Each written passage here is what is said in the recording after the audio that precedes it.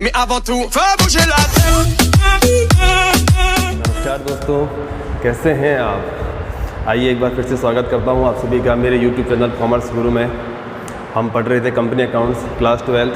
कल हमने पढ़ा था नॉन कैश इशूड, आज हम पढ़ेंगे कैश इशूड।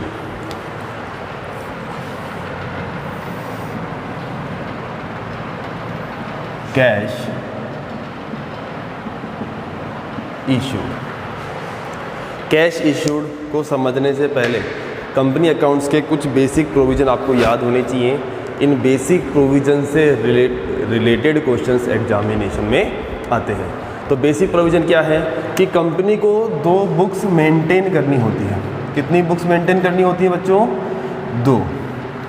पहली बुक तो होती है MOA मेमोरेंडम ऑफ एसोसिएशन, और दूसरी बुक कौन सी होती है? AOA article of association. तो कैश इशूड के अंदर article of association major role play करने वाला है।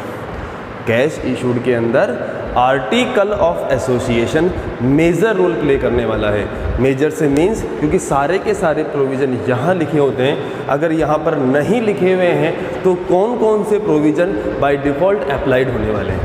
ठीक है, तो सबसे पहले बात करते हैं कैश इशूड के अंदर।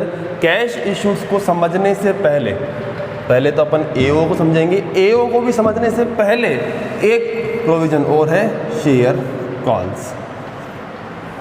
Share calls.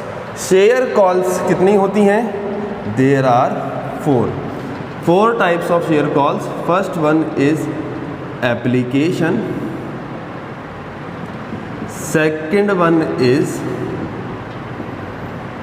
Allotment, third one is first call, और last one is second call. कुछ बुक्स में आपको थर्ड एंड फाइनल कॉल का भी प्रोविज़न मिलेगा, बिल्कुल होता है वो प्रोविज़न, लेकिन वो स्पेशल केस में होता है, हर कंपनी के ऊपर अप्लाई नहीं होता। थर्ड एंड फाइनल कॉल, आपकी जो एक्चुअल कॉल जो होती है कंपनी की, वो कितनी होती है? 4 ही कॉल्स होती हैं, एप्लीकेशन, अलॉटमेंट, फर्स्ट कॉल और सेकंड कॉल। अब बात करते हैं सर इन बुक्स का क्या रोल है। अगर AOA मेंटेन है तब तो इन कॉल्स की वैल्यू कुछ भी हो सकती है, क्योंकि AO में लिखा हुआ है, कंपनी के रूल्स एंड रेगुलेशन के अंदर लिखा हुआ है कि कॉल की वैल्यू कुछ भी हो सकती है। सर ये कॉल का मतलब क्या होता है? 2 मिनट दो मुझे, पहले अपन प्रोविज़न पे आते हैं, फिर मैं आपको एक अच्छी सी कहानी सुनाऊंगा, उसके अंदर ये सारे के सारे पॉइंट ऑटोमेटिक लिंक हो जाएंगे। तो ये कॉल की वैल्यू कुछ भी हो सकती है अगर AO की बुक्स मेंटेन है। अगर AO मेंटेन नहीं है तो बाय डिफ़ॉल्ट कुछ प्रोविज़न एप्लीकेबल हो जाते हैं, वो समझ लो। क्या प्रोविज़न है कि 1 मंथ गैप, 1 मंथ गैप, एक कॉल से दूसरी कॉल के बीच में कितने दिन का गैप होगा? 1 मंथ या फिर 30 डेज। 1 मंथ या फिर 30 डेज, बात एक ही है, 1 महीने का गैप होना चाहिए। दूसरा point, all call equal, all calls equal, सारी की सारी कॉल क्या रहेंगी? इक्वल रहेंगी। मतलब अगर आपको 10 रुपये मंगवाने हैं तो 2.5 रुपीज़, 2.5 रुपीज़, 2.5 रुपीज़ और 2.5 रुपीज़, 25% मिनिमम अमाउंट। कई बुक्स में आपको ये भी मिल जाएगा कि 25% मिनिमम अमाउंट, तो वो बात वही है, सारी कॉल इक्वल है, 25% ऑटोमेटिक हो गया 1/4। अब आते हैं लास्ट पॉइंट कि 1 मंथ का गैप होना चाहिए, सारी कॉल क्या होनी चाहिए? इक्वल होनी चाहिए, और कॉल मंगवाने से पहले 14 डेज़ का क्या होना चाहिए? नोटिस होना चाहिए शेयर होल्डर को। कॉल मंगवाने से पहले कितने दिन का नोटिस होना चाहिए? 14 क्लियर डेज का क्या होना चाहिए? नोटिस होना चाहिए। और लास्ट पॉइंट, अगर आप कॉल्स मंगवा रहे हो शेयर होल्डर से तो आपको प्रीफिक्स का भी यूज़ करना है। किसका यूज़ करना है? प्रीफिक्स का भी यूज़ करना है। अगर इक्विटी शेयर है तो आपको इक्विटी प्रीफिक्स लगाना है, और अगर प्रेफरेंस शेयर है तो आपको प्रेफरेंस प्रीफिक्स लगाना है। बात समझ में आ रही है? इक्विटी शेयर है तो इक्विटी प्रीफिक्स लगेगा, प्रेफरेंस शेयर है तो प्रेफरेंस प्रीफिक्स लगेगा। अब आते हैं अपनी कहानी के ऊपर कि सर ये कॉल्स क्या होती हैं। बेटा कुछ नहीं है, बहुत सिंपल सा प्रोविज़न है। आप स्कूल में एडमिशन लेने गए, स्कूल में जैसे ही आप एडमिशन लेने जाते हो सबसे पहले आपको मिलता है प्रॉस्पेक्टस। क्या मिलता है आपको? प्रॉस्पेक्टस। उस प्रॉस्पेक्टस के हिसाब से आपको स्कूल को चूज़ करना होता है कि क्या मुझे स्कूल में एडमिशन लेना है या नहीं लेना है। अगर आपको स्कूल में एडमिशन लेना है तो आप एक अमाउंट पे करके आते हो जिसे बोलते हैं एडमिशन फ़ीस। यही तो पे करके आते हो, एडमिशन फ़ीस, एप्लीकेशन अमाउंट। उसके बाद आपको एडमिशन मिल गया। क्या मिल गया आपको? स्कूल में एडमिशन मिल गया। अब स्कूल में एडमिशन मिलने के बाद अब आप हो जाते हो स्कूल आपकी, और आप उस स्कूल के बाजीराव सिंघम।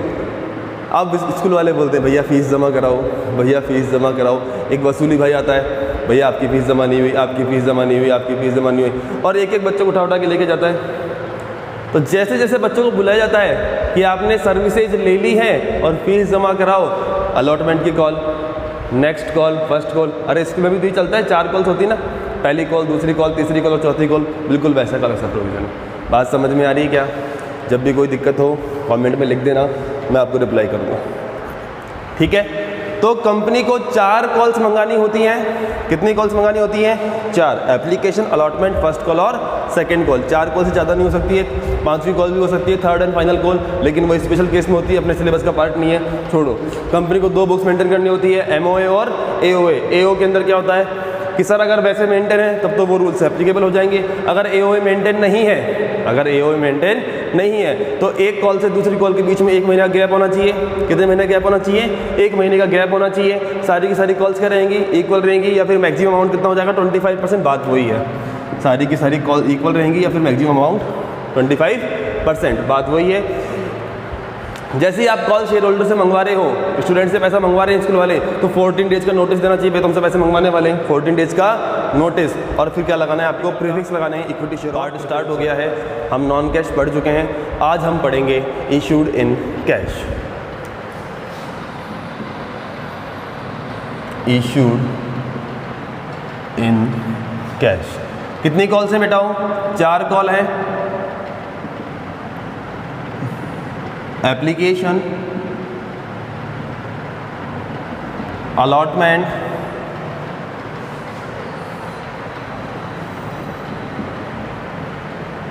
फर्स्ट कॉल और second call. Application, allotment, first call और सेकंड कॉल। ये भाई साहब हर कॉल की 2 एंट्री है। एप्लीकेशन की भी 2 एंट्री हैं, अलॉटमेंट की भी 2 एंट्री हैं, फर्स्ट कॉल की भी 2 हैं और सेकंड कॉल की भी 2 हैं।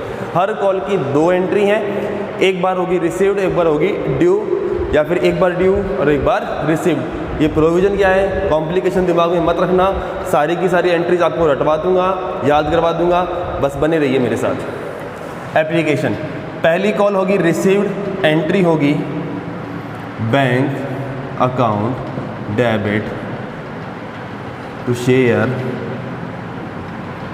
Application account. फिर होगी ये एंट्री ड्यू, एंट्री क्या हो जाएगी? Share application account debit to share capital account. 2 entry इसकी हो गई, अब इसकी भी 2 एंट्री होंगी। फर्स्ट एंट्री होगी ड्यू की। बस केवल एप्लीकेशन ही ऐसी कॉल है जो पहले रिसीव होगी बाद में ड्यू होगी, बाकी सारी की सारी कॉल पहले ड्यू होंगी फिर रिसीव होंगी। वो समझ गए आप कि सर स्कूल में एडमिशन लेने गए तो पहले अपन फीस पे करेंगे तब अपने को एडमिशन मिलेगा, उसके बाद बच्चे को एनरोलमेंट मिल जाएगा, उसके बाद स्कूल वाले चक्कर लगाते हैं। आप सर्विसेज ले चुके होते हैं, first quarter due, second quarter due, third quarter due, और फिर फीस पे करनी होती है। बस वही प्रोविज़न है, ठीक है। तो एंट्री क्या हो जाएगी? Share allotment account debit to share capital account. फिर इसको रिसीव कर लो,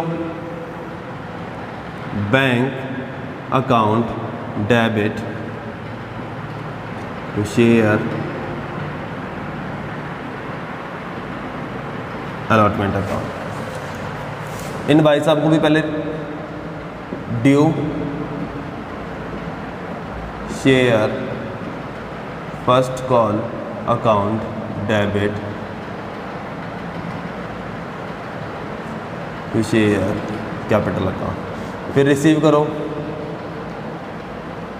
bank account debit to first call account. ऐसे ही पहले ये due, share second call account debit to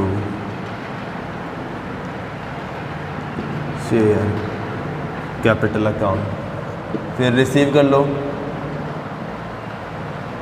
share second call account debit to share capital account. ठीक है दोस्तों, आज के लिए इतना ही। वीडियो काफ़ी बड़ा हो जाएगा, कल इसके जितने ज़्यादा से ज़्यादा लोगों तक ये बात पहुंच जाए पहुंचा दीजिए। ठीक है, लाइक शेयर एंड सब्सक्राइब। ठीक है।